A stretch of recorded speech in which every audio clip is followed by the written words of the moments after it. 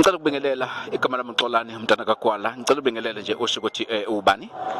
Igama lami nguSbusisiswe, uMam Sbusisiswe waNondabula. Ngisebenzela uMnyango wezokuthuthukiswa komphakathi endaweni yaseMngungundlovu la eMeyersburg.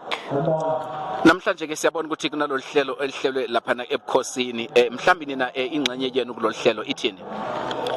Iqhaza silibambile kuleli hlelo leli ukuthi sizokhulumisana nabantwana besilisa nabantwana besifazane mayelana nendlela yokuziphatha nangendlela yokubhekana nezinselelo ezikhona ezweni sakhile, ngoba siyazi ukuthi isikakhulukazi izinselela ezikhona njengobubha, izinselela zezidakamizwa, izinselela zokukhulelwa. Zonke lezi zinselela lezi zifaka ingcindezi kubantwana ngendlela eziningi ezahlukahlukene. So namhlanje abantwana sizobaqwashisa ukuthi zikhona lezi ingcindezi ezikhona ezidalwa inselelo ezikhona emhlabeni, kodwa lokho akusho ukuthi sekuphelile ngabo noma bazinikezele kulezi inselelo esinazo njengoba lezi bese ngiyibalile nje.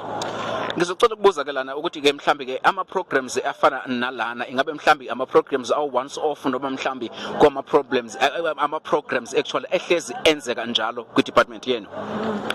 Njoba sikhona ke namhlanje la endaweni yenkosi inkosi uZondi akwaqali namhlanje ukuthi sizowenza lama programs la. Into ebevela iqhubeka nakwamanye omasipala bangaphansi kwawo uMngungundlovu kujikelele ama programs nje aqondene nabantwana. Lama programs ke ukuthi abasiza abantwana ukuthi bangakhulelwa bese bancane, bangabheka baphinde futhi bangazimbandakanye nezidakamizwa, baphinde futhi sibe nesizwe esizobe singenaso ingculazi nesandulela ngculazi ngeminyakeni ezayo.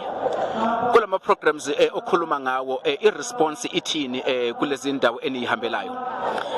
Kwezinye indawo siyawubona umehluko, kodwa liseningi kakhulu ibanga ekusafanele silihambe, njengoba sazi nje ukuthi uMngungundlovu ngathi uhamba phambili mayelana nokukhulelwa kwabantwana kanye futhi nalesi inselelo le sandulela ngculazi nengculazi. Siyawabona ama responses kwezinye indawo, kodwa siyakwamukela ukuthi usemkhulu kakhulu umsebenzi ekusafanele siwenze. Siyabonga kakhulu ke, kusho ukuthi ke nizoqhubeka nomsebenzi omuhle njengoba nje sekuqalile, ningaphela amandla. Hayi impela nathi siyazibongela nje ukuthokoza okukhulu ukuthina siyathobeka ukuthi uNkosi wethu asibone ukuthi sifanelekile ukuthi sibe yingxenye yaleli uhlelo lanamhlanje. Lokho kuyatshengisa nako kukodwa nje ukuthi kusho ukuthi amagalelo ethu ayabonakala kwezinye indawo. Siyabonga kakhulu. Siyabonga nathi.